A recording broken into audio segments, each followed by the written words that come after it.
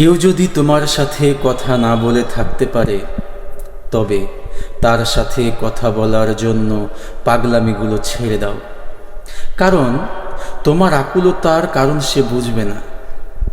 কেউ যদি তোমাকে কষ্ট দিয়ে স্থির থাকতে পারে, তবে তাকে নিয়ে অস্থির হওয়াটাকে ভুলে শক্ত হও। কারণ তোমার কষ্ট তাকে কখনো বিচলিত করবে না। কেউ যদি তোমার মূল্য না বুঝে, তবে তার কাছে বারবার নিজের গুরুত্ব চাওয়া থেকে বিরত থাকো। কারণ সে কখনোই তোমার কদর করবে না। কেউ যদি তোমাকে ছাড়াই একা পথ চলতে পারে, তবে তার পথ থেকে সরে দাঁড়াও। কারণ তুমি তার জীবনে সফর সঙ্গী হবে না। মোট কথা, কেউ যদি তোমাকে তার জীবনে চায়, তবেই তাকে আঁকড়ে ধরো। যদি তোমাকে ছেড়ে ভালো থাকতে পারে, তবে ভালো থাকতে দাও। আল্লাহ হাফেজ।